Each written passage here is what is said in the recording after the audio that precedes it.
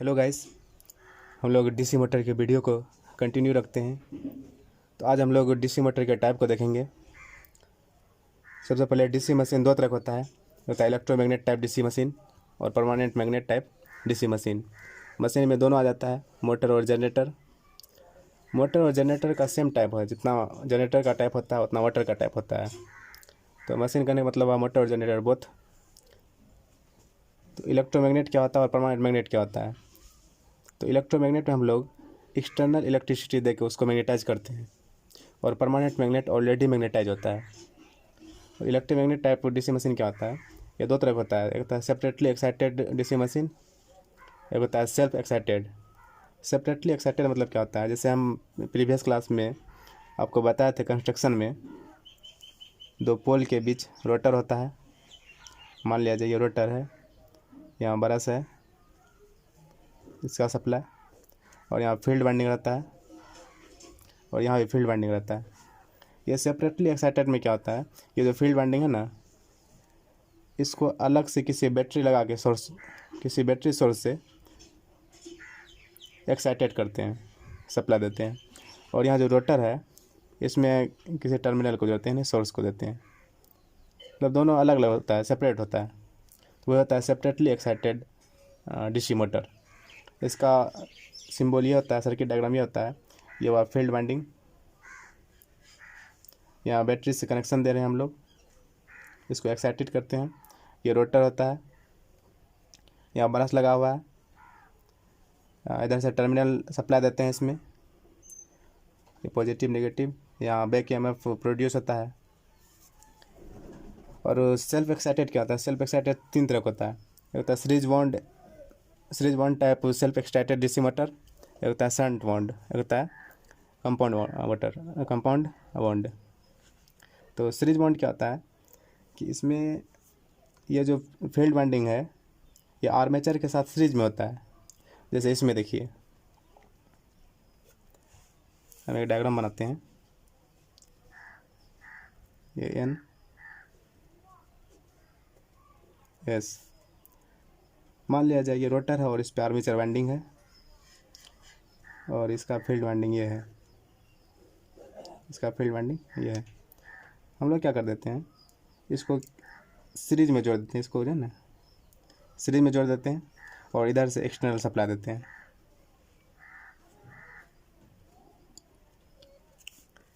कहीं मतलब इसका आर्मेचर का भी जो वाइंडिंग है वो और फील्ड वाइंडिंग है, सब तो सीरीज में आ गया। इधर से गया, इधर से ऐसे ऐसे होते हुए ऐसे आ गया, सब तो सीरीज में हो जाता है।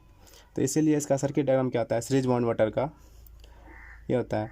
जैसे आर्मेचर, ये आर्मेचर होगा, इस पर इसका आर्मेचर का कुछ रेसिस्टेंस होगा RA। हम नहीं दिखाया है, आप दिखा भी सकते हैं। वैसे हम RA ले लिए और ये फील्ड वाइंडिंग हुआ, फील्ड वाइंडिंग और आर्मेचर के साथ सीरीज में है, तो इसलिए सीरीज बॉन्ड मोटर कहा जाता है। शंट बॉन्ड मोटर में क्या होता है कि ये जो फील्ड वाइंडिंग है आर्मेचर के पैरेलल में होता है। जैसे देखिए,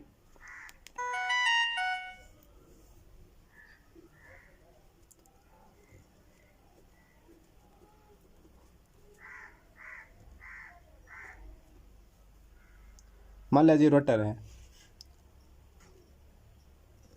ये पॉजिटिव सप्लाई हुआ, ये नेगेटिव सप्लाई हुआ, और इसमें भी कॉइलिंग किए हुए हैं। फील्ड वाइंडिंग में इसमें भी कॉइलिंग किए हुए हैं। मान लीजिए पॉजिटिव है और ये पॉजिटिव है, ये दोनों को जोड़ दिए, और ये नेगेटिव है और ये भी नेगेटिव है, दोनों को जोड़ दिए, एक सोर्स हो गए, इसको सप्लाई दे दिए। एक्सटर्नल सोर्स VT कहा जाता है।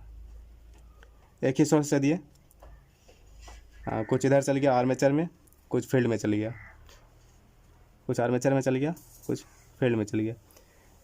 तो यहाँ हम लोग क्या देखते हैं, आर्मेचर का जो वाइंडिंग है ये और फील्ड वाइंडिंग है दोनों पैरेलल में हो गया, इसीलिए इसको शंट बॉन्ड कहा जाता है। यानी आर्मेचर का जो वाइंडिंग है वो और फील्ड का वाइंडिंग दोनों पैरेलल में हो जाता है। तो यहाँ देखिए, आप कनेक्शन देखिए इसका, ये रोटर हुआ, अलग से एक्सटर्नल सप्लाई दिए, वोल्टेज दिए। एक ही सोर्स होता है, शंट बॉन्ड में एक ही सोर्स होता है, बट सीरीज बॉन्ड में हम लोग फील्ड वाइंडिंग, सीरीज बॉन्ड में एक ही सोर्स से फील्ड वाइंडिंग और आर्मेचर वाइंडिंग को सीरीज में सप्लाई देते हैं।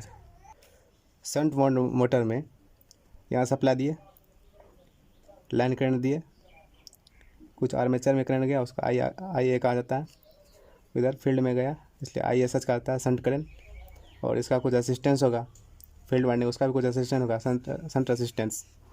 तो शंट वाउंड मोटर का ये सर्किट डायग्राम होता है। और तीसरा आता है compound motor. Compound motor series और शंट से मिल के बनाता है, दोनों कम्बिनेशन से बनता है। जैसे कंपाउंड मोटर में दो तरह का होता है, लॉन्ग शंट कंपाउंड मोटर और शॉर्ट शंट कंपाउंड मोटर। तो लॉन्ग शंट में क्या होता है, ये जो फील्ड वाइंडिंग है ये टोटली ये सीरीज वाइंडिंग हुआ, ये सीरीज का वाइंडिंग हुआ, यानी इसको कह दीजिए आई आर एस ई, इसको कह दीजिए आर एस एच। मान लीजिए यहाँ से आई एल करंट गया, यहाँ से आई एल करंट गया, कुछ सीरीज में गया, कुछ फील्ड में गया, तो ये दोनों पैरेलल में होता है, तो इसलिए इसके लॉन्ग शंट कंपाउंड मोटर कहा जाता है। जबकि शॉर्ट शंट में देखिए आप लोग क्या होता है, जैसे यहाँ से आई एल करंट गया, इसमें सबसे पहले सीरीज में जाता है, सीरीज वाउंड मोटर में पहले जाता है करंट, उसके बाद यहाँ से डिस्ट्रीब्यूट हो जाता है, फिर आर्मेचर में जाता है, फिर इसमें जाता है। दोनों में अंतर है। लॉन्ग में क्या होता है कि ये जो फील्ड वाइंडिंग है ये टोटली पैरेलल होता है सीरीज वाउंड मोटर और आर्मेचर का। जबकि शॉर्ट में क्या होता है, सीरीज वाउंड मोटर का असिस्टेंस जो होता है ना वो अलग हो जाता है, आर्मेचर और शंट का रेसिस्टेंस दोनों पैरेलल में होता है। तो हम लोग इसमें किसी एक टाइप का डिस्कस करते हैं। आज हम लोग डीसी शंट मोटर को डिस्कस करेंगे। तो देखिए सबसे पहले हम लोग डीसी शंट मोटर के बारे में डिस्कस करते हैं। डीसी शंट मोटर के बारे में जानेंगे हम लोग। देखिए डीसी शंट मोटर का फर्स्ट कंसेप्ट ये आता है, ये जो आर्मेचर है ना इस पे वाइंडिंग है, आर्मेचर का वाइंडिंग और फील्ड वाइंडिंग दोनों पैरेलल में रहना चाहिए, फर्स्ट बात। और सेकंड कंसेप्ट ये है, ये जो आर एस एच है यानी शंट फील्ड वाइंडिंग का रेसिस्टेंस हायर होना चाहिए, इसके रिस्पेक्ट में आर ए के रिस्पेक्ट में आर एस एच हायर होना चाहिए। आप लोग ये बताइए रेसिस्टेंस को हायर होने के लिए क्या सब चाहिए, R equal to rho L upon A, यानी वो जो वाइंडिंग क्या हुआ है फील्ड पे उसका क्रॉस सेक्शन एरिया कम होना चाहिए तब ना रेसिस्टेंस ज़्यादा होगा। तो क्रॉस सेक्शन एरिया मतलब क्या हुआ, फील्ड में जो वाइंडिंग क्या हुआ है वो पतला होना चाहिए, क्रॉस सेक्शन एरिया मतलब क्या हुआ वो पतला होना चाहिए। तो आर को ज़्यादा करना है तो उसका क्रॉस सेक्शन एरिया कम होना चाहिए, इसलिए आर ज़्यादा होगा। तो याद रखिए कि शंट फील्ड का रेसिस्टेंस ज़्यादा होता है और इसका क्रॉस सेक्शनल एरिया यानी वो जो वाइंडिंग है वो पतला होता है, और एल ज़्यादा होना चाहिए। एल मतलब होता है, एल भी ज़्यादा होना चाहिए, एल मतलब होता है number of turns, field winding में जो टर्न्स किए हुए हैं वो ज़्यादा होना चाहिए, तब आर एच एस ज़्यादा होगा।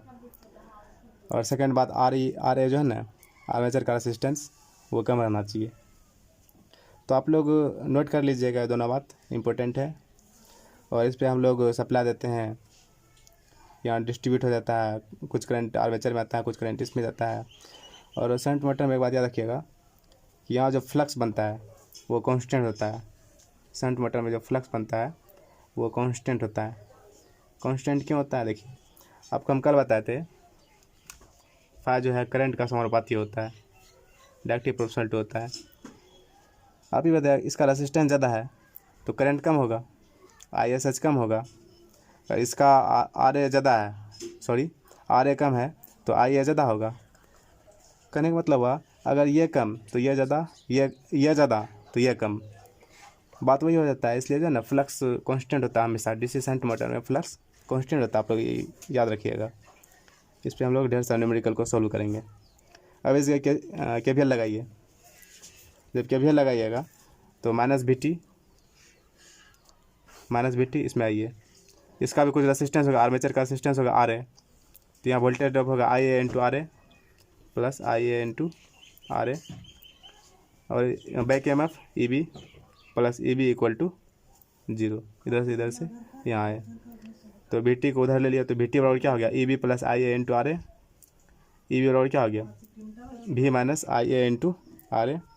और आई एल बराबर क्या हो जाएगा, I S H plus I A. तो इतना बात हम लोग डीसी शंट मोटर में सीखे हैं। याद रखिएगा, इसमें फ्लक्स जो है ना कांस्टेंट होता है।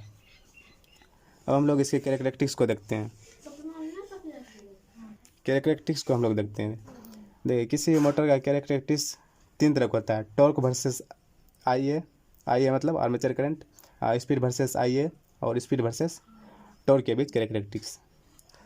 स्पीड और आई ए और स्पीड और टॉर्क दोनों का ग्राफ सेम होता है, तो इसलिए हम लोग ये दोनों में से एक करते हैं, इसको कर लेंगे।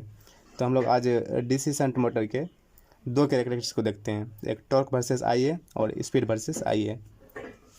तो सबसे पहले लेकर चलते हैं टॉर्क वर्सेस आई ए। आपको प्रीवियस क्लास में हम डिवाइड किए थे कि torque is directly proportional to phi into I a. Shunt motor है तो शंट में फाई जो है कांस्टेंट होता है, डीसी शंट मोटर के लिए कांस्टेंट होता है। जब ये कांस्टेंट होता है तो डीसी शंट मोटर में आर्मेचर करंट पे टॉर्क डिपेंड करेगा डायरेक्टली। आर्मेचर करंट बढ़ेगा, टॉर्क बढ़ेगा। कहने का मतलब क्या हुआ, इसका ग्राफ कैसा होगा, स्ट्रेट लाइन होगा, स्ट्रेट लाइन होगा। तो यहाँ देखिए टॉर्क वर्सेस आई ए मतलब आर्मेचर करंट के बीच इसका कैरेक्टरिस्टिक्स खींच रहे हैं। ये टॉर्क हुआ, ये आर्मेचर करंट हुआ। यहाँ torque is directly proportional to I A, मतलब आई ए को बढ़ाइएगा, आई ए को बढ़ा रहे हैं तो टॉर्क भी बढ़ेगा।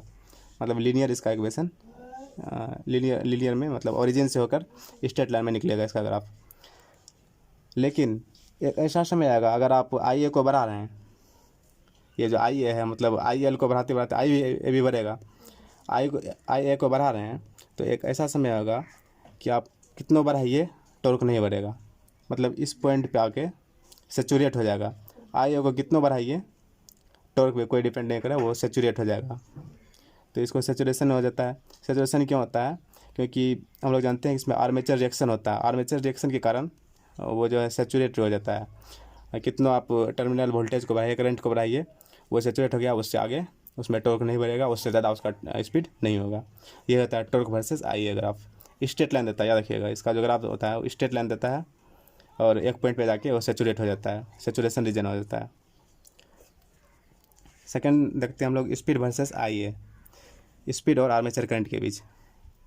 तो हम लोग पिछले क्लास में पढ़े थे E b equal to P phi N Z upon 60A,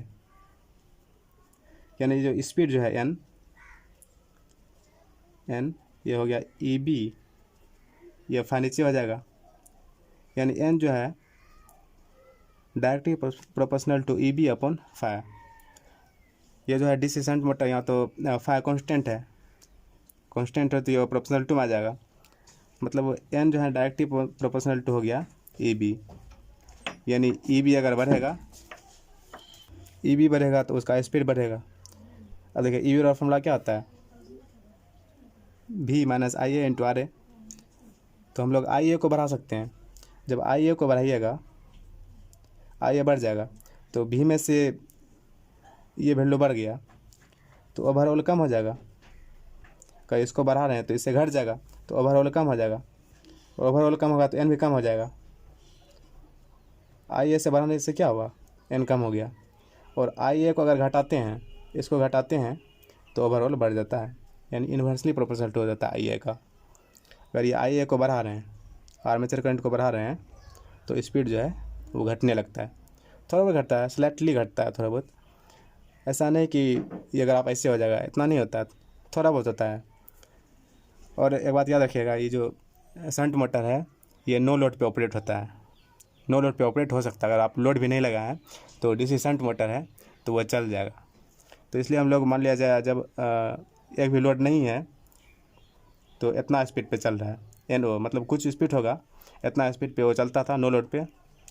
जब लोड लगा, जब इसका लोड होगा तो आई ए बढ़ेगा, तो करंट ज़्यादा खींचेगा ना, तो आई ए बढ़ेगा। तो जैसे जैसे आई ए बढ़ रहा है तो उसका जो है ना स्पीड धीरे धीरे घटने लगता है। उतना भी नहीं घटता है, कहा जाता है कि इसका स्पीड जो है ना कांस्टेंट होता है, थोड़ा बहुत घटता है। अगर मान लिया जाए 1000 RPM है तो 980 रहता है, 980, 970, 960 इतना तक आता है। अब ऐसा नहीं कि 100 डबल 100 इतना नहीं करता है, थोड़ा बहुत घट जाता है। तो उम्मीद करता है आप लोग समझ गए इस स्पीड वर्सेस IA ग्राफ। ये होता है नो लोड पे पहले इतना था, जब हम लोग IA बढ़ाएँ तो इसका स्पीड भी थोड़ा थोड़ा घटने लगा। और स्पीड वर्सेस टॉर्क का भी ग्राफ यही होता है, यहाँ स्पीड दे दीजिएगा, यहाँ टॉर्क दे दीजिएगा, तो स्पीड वर्सेस टॉर्क का ग्राफ हो जाएगा। अब देखिए DC शंट मोटर का use, application of DC shunt motor. ये बात तो हम लोग सीख लिए कि इसका फ्लक्स क्या होता है, कांस्टेंट होता है।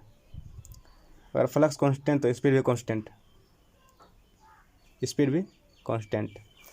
चाहे अगर लोड वेरी कर रहा है, थोड़ा मोड़ा वेरी कर रहा है, तो स्पीड थोड़ा मोड़ा वेरी करता है, उतना नहीं करता है, तो इसका स्पीड भी कांस्टेंट होता है। और कांस्टेंट स्पीड है मतलब एक समान चाल से चलेगा ये, तो उसका यूज कहाँ होगा। तो देखिए प्रिंटिंग प्रेस में आप लोग देखेंगे, प्रिंटिंग प्रेस जो पेपर निकलता है वो एक समान से निकलता है, ऐसा नहीं कि एक बार में निकल जाता है, ऐसा नहीं है, धीमे धीमे निकलता है। मतलब वहाँ जो मोटर लगा होता है वो DC शंट मोटर लगा होता है, क्योंकि इसका फ्लक्स जो है ना कांस्टेंट होता है, इसलिए स्पीड भी कांस्टेंट होता है, इसलिए इसका यूज होता है प्रिंटिंग प्रेस में। और दूसरा है रोलिंग मशीन। रोलिंग मशीन में अगर कोई रोलिंग मशीन है, मान लो कोई शीट तैयार कर रहा है, तो उसको यूनिफॉर्मली शीट तैयार करेगा तब तो होगा। और दूसरा आता है कंट्रीफ्यूगल पंप। आप आटा चक्की मशीन देखेंगे, उसमें जो ना DC शंट मोटर रहता है। आटा चक्की मशीन में आपको कांस्टेंट घुमाना पड़ता है, वेरी नहीं, उतना स्लाइड नहीं, ऐसा नहीं कि लोड बढ़ा वो स्पीड देने लगा, लोड घटा स्पीड देने लगा, ऐसा नहीं है। सेंट्रीफ्यूगल पंप में क्या होता है कि वो कांस्टेंट स्पीड का मोटर रहना चाहिए, तो वहाँ भी हम लोग DC शंट मोटर यूज करते हैं। एक होता है low rating lathe machine. Lathe machine देखेंगे वर्कशॉप में, यहाँ लिखा हुआ लो रेटिंग। देखिए हाई रेटिंग लेथ मशीन में आपको हाई पावर चाहिए, ये शंट मोटर तो हाई पावर नहीं दे पाता है, वो सीरीज देता है, आपको कल बताएंगे। शंट में क्या है कि स्पीड एक समान देगा, यूनिफॉर्मली देगा, क्योंकि फाई कांस्टेंट है, तो इसके पास उतना ताकत नहीं है, तो इसलिए हाई रेटिंग लेथ मशीन में DC शंट मोटर यूज नहीं होता है, लेकिन लो रेटिंग में इसका यूज होता है। और होता है हॉर्निंग मशीन। हॉर्निंग मशीन आप लोग देखे होंगे कि जैसे ये हॉर्निंग मशीन क्या होता है, आप लोग घिसा मशीन देखे होंगे, यानी जो पत्थर को बराबर करता है। मान लिया पत्थर लगा दिया, उसको बराबर करना है, तो उसमें ऐसे ऐसे घूमता है, देखे होंगे। तो उसमें जो मोटर यूज होता है वो DC शंट मोटर यूज होता है, क्योंकि आपको यूनिफॉर्मली चाहिए, यानी कांस्टेंट स्पीड से चाहिए। एक होता है कोयल वाइंडिंग। जो हम लोग मोटर में वाइंडिंग करते हैं वो भी एक समान होना चाहिए, तो उसमें कोयल वाइंडिंग में भी हम लोग DC मोटर का यूज करते हैं। और बहुत सारा यूज है, तो हम लोग 5-6 को यूज़ देख लिए हैं, इतना अच्छा यूज होता है। और नेक्स्ट वीडियो में हम लोग DC सीरीज मोटर के बारे में पढ़ते हैं, उसका कैरेक्टरिस्टिक्स पढ़ेंगे। Thank you. आप लोग देखते रहिए और पढ़ते रहिए, घर में रहिए। ओके।